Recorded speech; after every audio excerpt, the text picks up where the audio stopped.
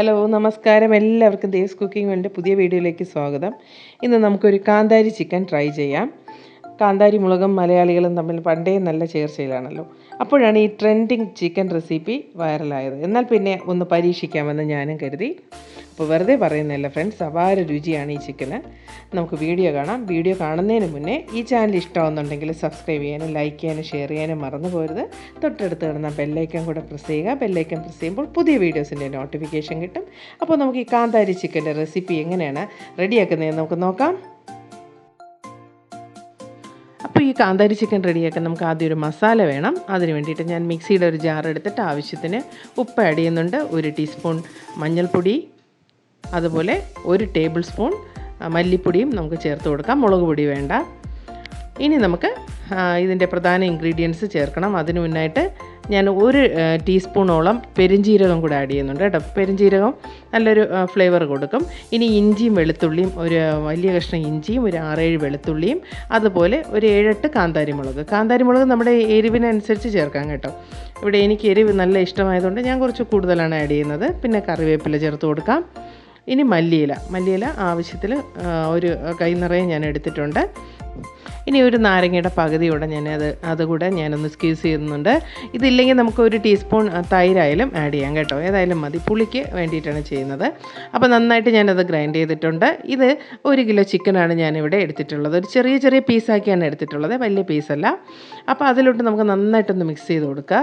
Mix ചെയ്ത് കൊടുത്തിട്ട് നമുക്ക് ഒത്തിരി നേരം മാരിനേറ്റ് ചെയ്ത് വെക്കണ്ട. നമുക്ക് ഉടനെ തന്നെ അത് ഫ്രൈ ചെയ്യണം. അപ്പോൾ നമുക്ക് എല്ലായിടവും പിടിക്കുന്ന രീതിയിൽ നന്നായിട്ടൊന്ന് മിക്സ് ചെയ്യുക. അപ്പോൾ അതാണ് ഫസ്റ്റ് സ്റ്റെപ്പ്. പിന്നെ മറ്റൊരു കാര്യം ശ്രദ്ധിക്കേണ്ട, നമ്മളിത് ഫ്രൈ ചെയ്യേണ്ടത് കോക്കനട്ട് ഓയിൽ തന്നെ എടുക്കുക കേട്ടോ. കോക്കനട്ട് ഓയിലാണ് ഇതിനൊരു സ്പെഷ്യൽ ടേസ്റ്റ് കൊടുക്കുന്നത്. അപ്പോൾ നിങ്ങൾ വേറെ ഏത് ഓയിലിൽ ഫ്രൈ ചെയ്താലും ഞാൻ പറയുന്ന അത്രയും ടേസ്റ്റ് ഉറപ്പായിട്ടും കിട്ടില്ല. അതുകൊണ്ടാണ് ഞാൻ പറയുന്നത്. ആവശ്യത്തിന് ഓയിൽ ഒഴിച്ച് കൊടുക്കാം. ഇത് ഡീപ്പ് ഫ്രൈ ആണ് ചെയ്യേണ്ടത്. അപ്പോൾ നമുക്ക് അത് ഹൈ ഫ്ലെയിമിലിട്ട് തന്നെ ഫ്രൈ ചെയ്യുക. അപ്പോൾ ഒരു വലിയ പാൻ വെച്ച് കൊടുത്താൽ ഒറ്റ ട്രിപ്പിന് തന്നെ നമുക്ക് ഫ്രൈ ചെയ്തെടുക്കാം. അപ്പോൾ ഇത് ഫ്രൈ ചെയ്തതിന് ശേഷം നമുക്കൊന്ന് ചെറുതായിട്ട് വേറൊരു കുക്കിംഗ് കൂടെ ഉണ്ട്. പക്ഷേ ഇത്രയും ഡീപ്പാക്കിയാൽ മാത്രമേ അത് പെർഫെക്റ്റ് ആകുകയുള്ളൂ. അപ്പോൾ ഒരു 10 മിനിറ്റ് കൊണ്ട് ഇത് റെഡിയാകും. നമുക്ക് വെയിറ്റ് ചെയ്യാം. അപ്പോൾ നല്ലൊരു ഫ്ലേവർ വരും കേട്ടോ. വെളിച്ചെണ്ണയിൽ ഫ്രൈ ചെയ്യുന്നതിൻ്റെ ഒരു പ്രത്യേക മണം തന്നെയായിരിക്കും. അപ്പോൾ അത് നന്നായിട്ട് ഫ്രൈ ആയി വന്നിട്ടുണ്ട്. ഞാനിനി ഒരു പ്ലേറ്റിലോട്ട് മാറ്റിയിട്ട് ഇതേ ഓയിലിൽ തന്നെ നമുക്കിനി ബാക്കി കാര്യങ്ങൾ ചെയ്യേണ്ടതുണ്ട്. അപ്പോൾ നിങ്ങൾ ഓയിൽ കൂടി പോയെന്ന് വിചാരിച്ച് വിഷമിക്കൊന്നും വേണ്ട. അപ്പോൾ ആ ഓയിൽ നമുക്ക് വേസ്റ്റ് ആക്കുകയും വേണ്ട. ഇനി അടുത്ത സ്റ്റെപ്പ് എന്താണെന്ന് നോക്കൂ. അടുത്ത് ഞാൻ കുറച്ച് വെളുത്തുള്ളിയും ഇഞ്ചിയും ചെറുതായിട്ട് കട്ട് ചെയ്ത് വെച്ചിട്ടുണ്ടായിരുന്നു. ഏകദേശം 1.5 ടേബിൾ സ്പൂൺ ഞാൻ എടുത്തിട്ടുണ്ട്. അതൊന്ന് ഫ്രൈ ആകുമ്പോഴത്തേക്ക് നമുക്ക് ബാക്കി കാര്യങ്ങൾ ചേർക്കാം. 2 വലിയ സവാളയാണ് ഞാൻ ചെറിയ പീസാക്കി വെച്ചിട്ടുള്ളത്. അതൊന്ന് വാട്ടിയെടുക്കണം.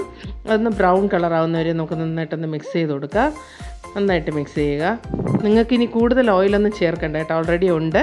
ഞാൻ ഉപ്പ് കുറവായതുകൊണ്ട് കുറച്ച് ഉപ്പ് കൂടെ ആഡ് ചെയ്തിട്ടുണ്ട്. ഇനി ഞാൻ 1 ടൊമാറ്റോ സ്ലൈസ് ചെയ്തതും കൂടെ ആഡ് ചെയ്യുന്നുണ്ട്. അതും കൂടെ നമുക്കൊന്ന് മിക്സ് ചെയ്ത് കൊടുക്കാം. അതെല്ലാം നന്നായിട്ടൊന്ന് വഴന്ന് വരണം. പിന്നെ നമുക്ക് കറിവേപ്പിലേക്ക് യഥേഷ്ടം ഇടാം കേട്ടോ. ഇഷ്ടം പോലെ കറിവേപ്പിലേക്ക് ചേർക്കാം. ഇതൊരു നാടൻ കറിയാണ്, അപ്പോൾ അതിൻ്റേതായ എല്ലാ ഫ്ലേവറും വരട്ടെ. ഇനി ഞാൻ വീണ്ടും 1 ടീസ്പൂണോളം ഞാൻ പെരുംജീരകം ചേർക്കുന്നു. ഇതിന് വേറെ മസാലയൊന്നും വേണ്ട കേട്ടോ. ഇനി നമ്മുടെ പ്രധാന ഇൻഗ്രീഡിയൻ്റായ കാന്താരി മുളക് ഞാൻ വീണ്ടും ആഡ് ചെയ്യുന്നുണ്ട്. അതൊരു 10 ഞാൻ എടുത്തിട്ടുണ്ട് കേട്ടോ. അപ്പോൾ നിങ്ങൾക്കത് അത് തന്നെയാണ് എൻ്റെ മെയിൻ. അത് കുറയ്ക്കാൻ ഞാൻ ഒരിക്കലും പറയില്ല. ഒരു 1/4 ടീസ്പൂൺ മഞ്ഞൾപ്പൊടിയുടെ ആഡ് ചെയ്ത് കൊടുത്തു.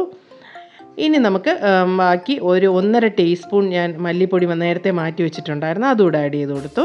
അപ്പോൾ അതെല്ലാം കൂടി ഇട്ട് ഈ പൊടികളെല്ലാം കൂടെ നന്നായിട്ടൊന്ന് വഴന്ന് വരിക. എന്നിട്ട് ഒരു വലിയ കപ്പ് നിറയെ ഞാൻ തേങ്ങാപ്പാൽ മാറ്റി വെച്ചിട്ടുണ്ടായിരുന്നു, 1-ാം പാലാണ്. അതുകൂടെ ഇതിൽ ആഡ് ചെയ്ത് കൊടുത്തിട്ട് നമുക്കിനി ബാക്കി ചെയ്യാം. അപ്പോൾ ഇതൊരു പ്രത്യേക ടേസ്റ്റാണ് കേട്ടോ. ഈ തേങ്ങാപ്പാൽ, ഈ കാന്താരി മുളകും എല്ലാം കൂടെ ഒരു സ്പെഷ്യൽ ടേസ്റ്റ് വരും. അപ്പോൾ ഇത് ഒന്ന് തിളച്ച് വരുമ്പോഴേക്കും നമുക്ക് നമ്മുടെ വറുത്ത് കോരി മാറ്റി വെച്ച് ആ ചിക്കൻ ഒന്ന് ഇട്ട് കൊടുക്കുക. ഇനി ഒരു 5 മിനിറ്റ് നമുക്ക് മൂടി വെച്ച് ചെറിയ ഫ്ലെയിമിൽ വേവിക്കുക. ഇത്രയേ ഉള്ളൂ. വളരെ സിമ്പിളാണ്. ഒരുപാട് മസാലയുടെ കുത്തൊന്നുമില്ല. പക്ഷേ ഭയങ്കര പെർഫെക്റ്റ് ടേസ്റ്റായിട്ട് നമുക്ക് ഫീൽ ചെയ്യുകയും ചെയ്യും. അപ്പം നമ്മൾ നേരത്തെ ഡീപ്പ് ഫ്രൈ ചെയ്തിട്ടുണ്ടെങ്കിൽ നമ്മൾ ഈ മസാലയും ഈ തേങ്ങാപ്പാലും ഒക്കെ പിടിക്കാനായിട്ട് നമുക്കൊരു 10 മിനിറ്റ് ചെറിയ ഫ്ലെയിമിലൊന്ന് വേവിക്കാം കേട്ടോ. അടച്ചു വെച്ച് വേവിക്കാം. അപ്പോൾ നോക്കൂ, ഇതിൻ്റെ ഒരു കളറൊക്കെ നല്ല ചേഞ്ചായി വന്നിട്ടുണ്ട്. നല്ല ഫ്ലേവറാണ്. അപ്പോൾ ഇനി നമുക്ക് മല്ലിയിലയും കൂടെ കുറച്ചുകൂടെ ആഡ് ചെയ്ത് കൊടുക്കാം. അതും കൂടെ ആകുമ്പോഴത്തേക്ക് ഇതൊരു സൂപ്പർ ടേസ്റ്റായിട്ട് നമുക്ക് ഫീൽ ചെയ്യും. അത്രയേ ഉള്ളൂ. അപ്പോൾ ഫ്രണ്ട്സ്, ഇത് ഒരു ഒന്നൊന്നര രുചി തന്നെയാണ് കേട്ടോ. ഇത് പറഞ്ഞറിയിക്കാൻ പറ്റില്ല. അപ്പോൾ നമുക്ക് വീട്ടുമുറ്റത്ത് തന്നെ കിട്ടുന്ന കാന്താരി മുളക് വെച്ച് നമ്മൾ ചമ്മന്തി മാത്രമല്ല കേട്ടോ, നമുക്ക് ഇതുപോലെയുള്ള നല്ല ഡിഷസൊക്കെ ഉണ്ടാക്കാവുന്ന ഒരു എക്സാമ്പിളാണ്. നമുക്ക് മീൻ കറിയിലും ഇത് ചേർക്കാം, തോരനൊക്കെ ചേർക്കാം. പക്ഷേ ചിക്കൻ ഒരു പ്രത്യേക രുചിയുണ്ട്. ഞാനിതൊരു പെറോട്ടയും കൂടെ ചേർത്താണ് നമ്മളിന്നത് കഴിക്കുന്നത്. പക്ഷേ പെറോട്ടയല്ല, വേറെ ഏതിൻ്റെ കൂടെയും ഇത് ചേരും കേട്ടോ. ഏതാണ് നിങ്ങൾക്ക് പേരെന്ന് തോന്നുന്നു, അത് ചപ്പാത്തിയോ അപ്പോൾ ഏതായാലും നിങ്ങൾക്ക് ഇഷ്ടമാകും. ഇഷ്ടമായിട്ട് നിങ്ങൾ ഈ ഡിഫറെൻറ്റ് ടേസ്റ്റ് നിങ്ങൾക്ക് ഫീൽ ചെയ്യുന്നുണ്ടെങ്കിൽ നിങ്ങൾ തീർച്ചയായിട്ടും എനിക്ക് കമൻസ് ഇടുക. കമൻസ് ഇടാൻ കമൻറ്റ് ബോക്സിൽ നിങ്ങളുടെ കമൻസ് ഞാൻ പ്രതീക്ഷിക്കുന്നുണ്ട്. കമൻസ് തന്നെയാണ് എനിക്ക് ഏറ്റവും വലിയ മോട്ടിവേഷൻസ്. അപ്പോൾ ഞാനിത് പെറോട്ടയും കൂട്ടി ഇത് കഴിക്കുകയാണ്. ഇത് നോക്കൂ, അതിൻ്റെ എടുക്കുമ്പോഴേ നമുക്കറിയാം അത് എത്ര സോഫ്റ്റ് ആയിട്ടുണ്ടെന്ന് അല്ലേ. ഇനി നമുക്ക് ഒന്ന് കഴിച്ചു നോക്കാം. നല്ല രുചിയാണ് കേട്ടോ. അപ്പോൾ ഇതുപോലുള്ള ഫേവറേറ്റ് ആയിട്ടുള്ള അടിപൊളി ഡിഷസിന് ദേവ്സ് കുക്കിംഗ് വേൾഡ് സബ്സ്ക്രൈബ് ചെയ്യുക. വീണ്ടും നല്ലൊരു എപ്പിസോഡുമായി കാണുമ്പോഴേക്കും stay safe and good bye.